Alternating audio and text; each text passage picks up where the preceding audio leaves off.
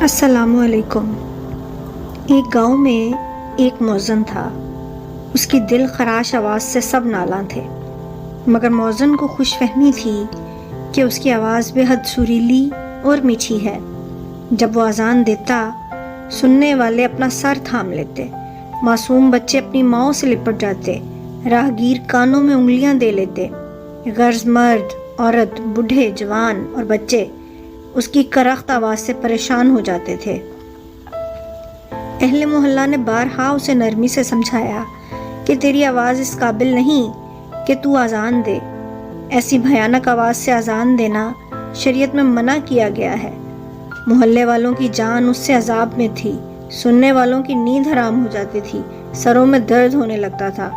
آخر تنگ آ کر سب نے صلاح و مشورہ کیا کہ کسی طریقے سے اسے مسجد سے فارغ کرنا چاہیے۔ سب نے دل کھول کر مؤذن صاحب کی مالی خدمت کی اور عرض کرنے لگے، ہم آپ کے لخن داؤدی سے بہت مستفیض ہوئے، آپ نے بہت خدمت کی، اب کچھ عرصہ آرام کیجیے۔ ایک قافلہ مکہ معظمہ جا رہا تھا۔ مؤذن صاحب حج کی سعادت حاصل کرنے کے لیے اس قافلے میں شامل ہو گئے۔ سفر کی پہلی منزل میں قافلہ ایک ایسی بستی کے قریب جا کر رکا جس میں زیادہ آبادی کافروں کی تھی۔ عشاء کی نماز کا وقت ہوا تو اس مؤذن نے اللہ کا نام لے کر اذان دینی شروع کر دی۔ آواز ایسی کرخت نکالی کہ قبروں سے مردے بھی اٹھ کھڑے ہوئے۔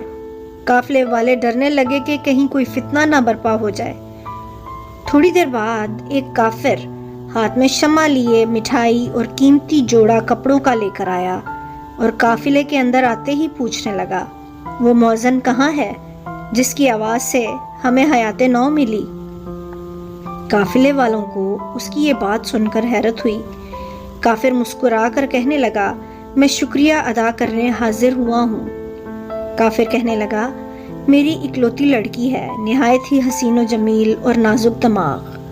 مدت سے اس کی آرزو تھی کہ مسلمان ہو جائے۔ ہم اسے برابر سمجھاتے رہے کہ یہ خیال چھوڑ دے، اپنے باپ دادا کا مذہب نہ چھوڑ، مگر اسے کوئی نصیحت کارگر نہ ہوئی تھی۔ اسلام کی محبت اس کے دل میں جاگزی ہو چکی تھی۔ اس سبب سے میں ہمیشہ پریشان اور خوفزدہ رہتا تھا، مگر آج اس مؤذن کی آواز نے وہ کام کر دکھایا جو ہزار نصیحتیں بھی نہ دکھا سکیں۔ لڑکی نے مؤذن صاحب کی آواز سن کر پوچھا، یہ مکروہ آواز کیسی ہے جو کانوں میں آ رہی ہے اور دماغ پر ہتھوڑے کی طرح بج رہی ہے؟ اس کی ماں نے جواب دیا، یہ اذان کی آواز ہے، مسلمانوں میں نماز کی اطلاع دینے کا یہی طریقہ مقرر ہے۔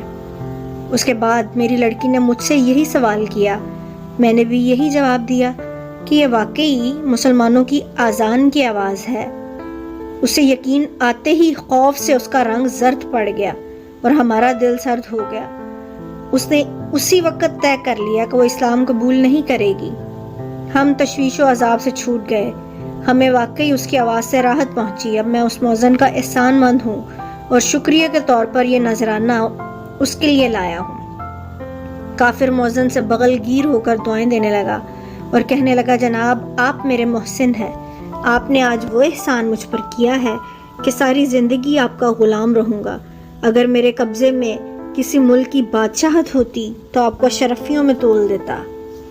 درس حیات، آواز حق بلند کرنا، یعنی تبلیغ دین کے لیے بھی مناسب لوگوں کا انتخاب ہونا چاہیے۔